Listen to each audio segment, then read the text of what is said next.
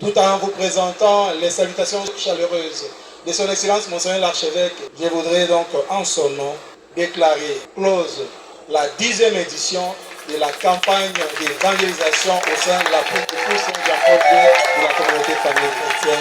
Je vous remercie. C'est sur ce mot que la 10e édition de la campagne d'évangélisation de la communauté famille chrétienne a été clôturée ce samedi 25 juillet 2026. Une grande messe a été dite par M. l'abbé Théophile Azoka, aumônier de la communauté famille chrétienne, représentant l'archevêque métropolitain de Kisangani, Marcel Outembita, pas empêché.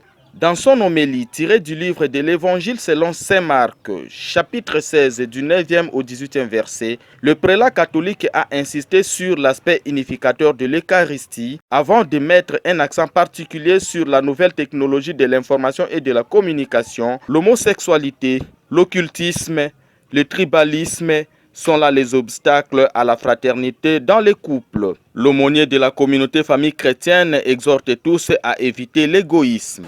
Famille chrétienne, vivez la vraie fraternité.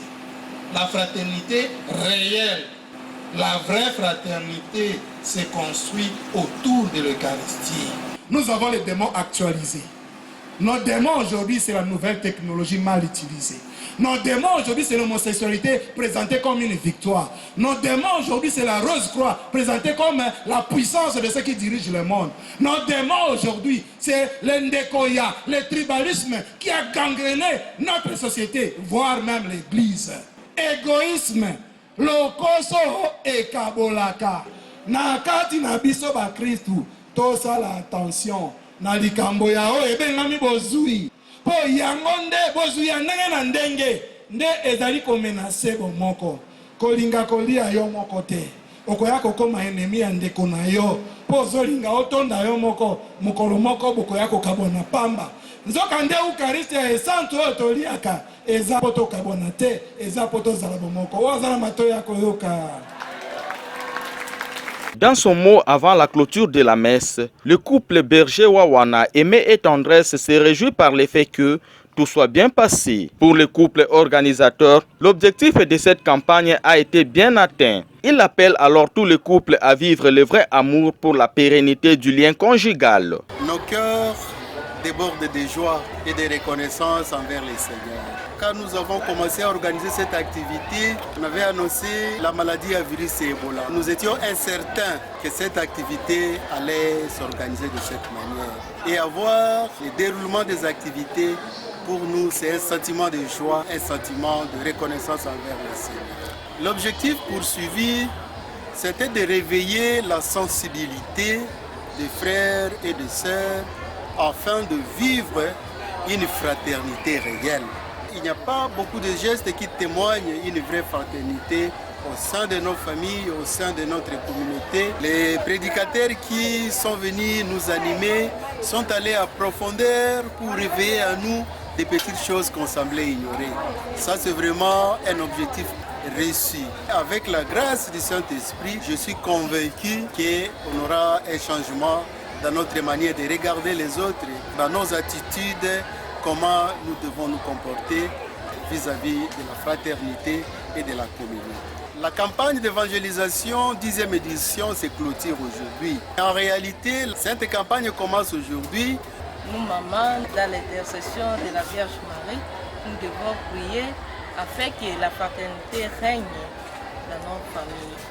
Que ce soit dans nos quartiers, dans nos milieux socio-professionnels, dans notre église, soyons vraiment les ambassadeurs qui apportent la communion fraternelle, qui seront sensibles aux sollicitations des autres afin que nous témoignions le Christ vivant au milieu de nous.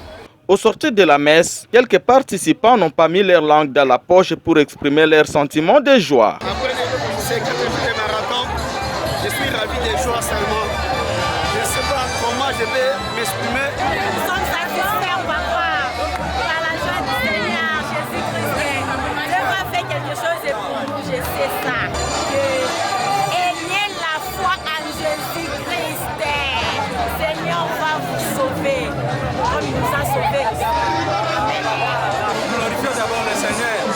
C'est lui qui nous a permis d'atteindre à contre-temps. Et pendant les 4 jours que nous avons fait notre campagne, il n'y avait ni pluie, ni chaleur.